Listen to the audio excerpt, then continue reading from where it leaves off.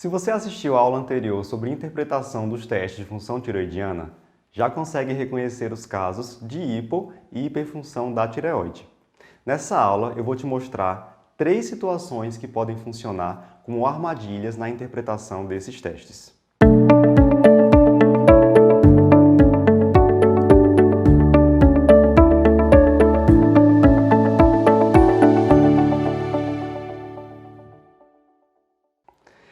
Armadilha número 1.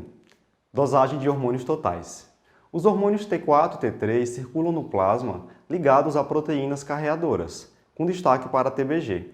Várias doenças e alguns medicamentos podem alterar os níveis da TBG, que é a globulina ligadora de tiroxina. Elevação e redução da TBG resultam, respectivamente, em aumento e diminuição do T3 e T4 totais, sem modificar a fração livre desses hormônios e também sem modificar o TSH, ou seja, o paciente não está doente. Ele tem uma falsa alteração apenas do T3 e do T4 totais. Nessa primeira tabela, nós temos situações que podem elevar a TBG e falsamente aumentar os níveis de T4 e T3 totais. E aqui, nós temos condições que podem reduzir a TBG e falsamente reduzir os níveis de T4 e T3 totais. A essa altura, você já deve imaginar o que a gente deve fazer para fugir dessa armadilha. Isso mesmo, temos que dosar as frações livres dos hormônios T4 e T3. Vamos então para a armadilha número 2, síndrome do eutireoideu doente. Aqui o nome já diz tudo. Trata-se de um paciente hospitalizado que não tem doença tireoidiana, mas possui alterações nas suas dosagens hormonais que são provocadas por alguma doença grave, como a sepse. Bem, uma das culpadas por essa situação é uma enzima conhecida como desiodinase tipo 3.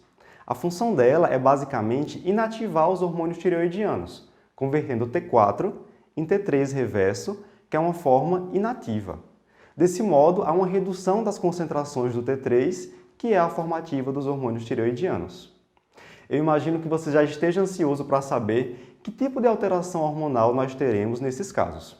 Para isso, eu vou dividir a síndrome do eutireoideu doente em 3 fases. A primeira é uma fase mais aguda, aquela que o paciente acabou de chegar ao hospital por alguma doença grave.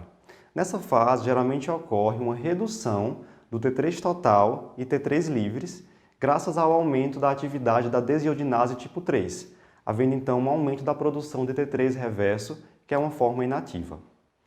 Na segunda fase da síndrome do eutireoideu doente, é quando essa doença que levou o paciente ao hospital se agrava ou até mesmo se cronifica. E à medida que isso acontece, vai acontecer uma queda também do T4 e, em casos mais graves, até mesmo uma supressão do TSH. Partimos então para a terceira fase, que é a fase de recuperação, ou seja, o último estágio, aquele em que o paciente melhora da doença de base. Aqui nós teremos uma normalização da T4 e da T3 que haviam se reduzido em fases anteriores, só que agora com uma elevação do TSH, que dificilmente atinge níveis acima de 20. É por isso que o ideal é não dosar a função tireoidiana em paciente crítico e aguardar aí pelo menos 4 a 8 semanas após a alta para fazer essa avaliação de função tireoidiana quando indicada. Vamos então para a armadilha número 3, uso de biotina. A biotina, que é a vitamina B7, tem sido muito utilizada em suplementos para reduzir queda de cabelo e melhorar a pele. No entanto, níveis séricos muito elevados dessa vitamina podem interferir nas dosagens bioquímicas e também dosagens hormonais. No caso dos testes de função tireoidiana, as alterações mais frequentemente encontradas têm sido elevação de T4 e T3 livres, com diminuição do TSH. Percebam então que ela simula um hipertireoidismo primário, não é mesmo?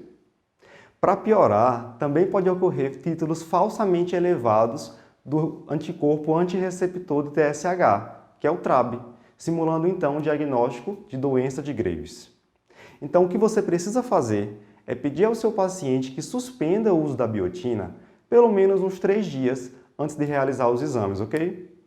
E aí, você já caiu em alguma dessas armadilhas? Deixe seu relato nos comentários e não esqueça de deixar aquele like e se inscrever no nosso canal. Até breve!